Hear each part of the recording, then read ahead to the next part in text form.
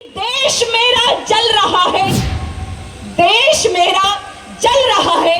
आग लगी है सीने में, आग लगी है सीने में। भाजपा सरकार व्यस्त है खून गरीब का पीने में। राम मंदिर या बाबरी का पक्ष नहीं मैं लाई हूं, राम मंदिर या बाबरी का पक्ष नहीं मैं लाई हूं। घायल देश उत्तर प्रदेश चीख रहा है, मैं चीख सुनाने आई हूं।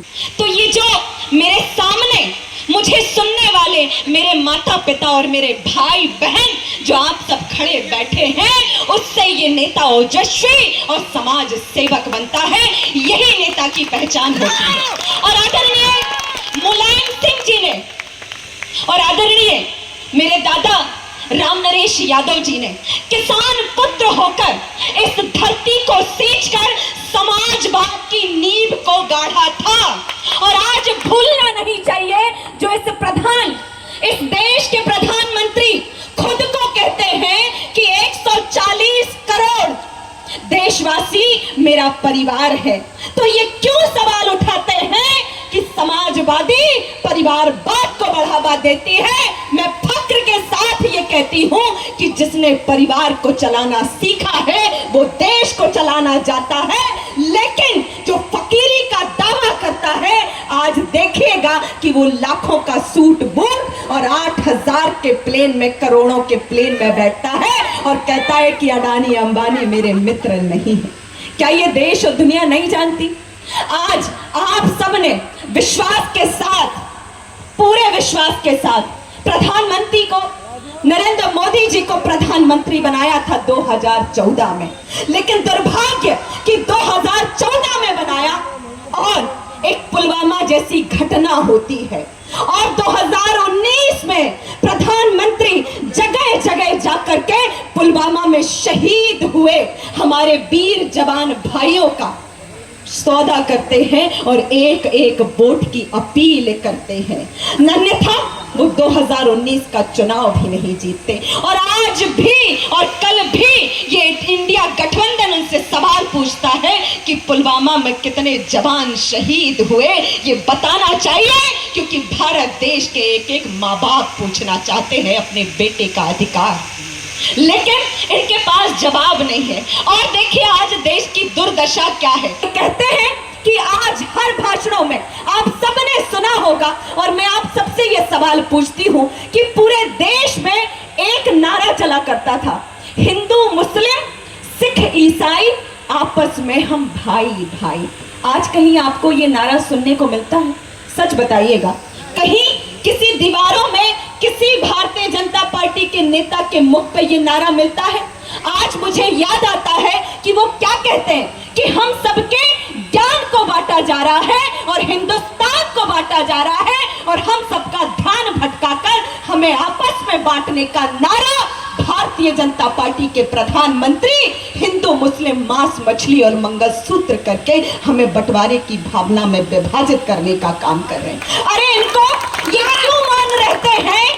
क्या इनको आपने मणिपुर की घटना देखी?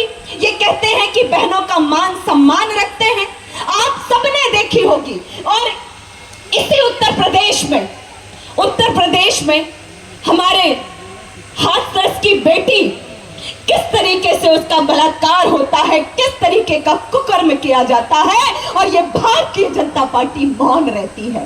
मणिपुर में बेटियां नग्न होकर के अपनी निर्लज्जता की भीख मांगती है, और हद तो तब होती है कि एक फौजी की बीबी भी अपने सम्मान की, अपनी इज्जत की भीख मांगती है, लेकिन प्रधानमंत्री मौन होकर के बैठे रहते हैं। तो माँ बाप आप बताइएगा कि जो व्यक्ति मणिपुर को जलता हुआ देख सकता है, तो ये कोई बड़ी बात नहीं है कि एक दिन वो इस देश में एक राज्य को जलता हुआ देख सकता है। और आज मेरे युवा भाइयों को बेरोजगारी से, मेरी गृहिणी माताओं को महंगाई से, मेरे किसान माँ बाप के हक की रोटी छीनकर वो जब धरने पे बैठते हैं तो उनके आगे कील गाड़ दी जाती है, कील गाड़ दी जाती है और आंसू गैस के गोले फेंके जाते हैं। मैं इनसे पूछती हूँ, देखिए आज देश की दुर्दशा क्या है कि देश मेरा जल रहा है,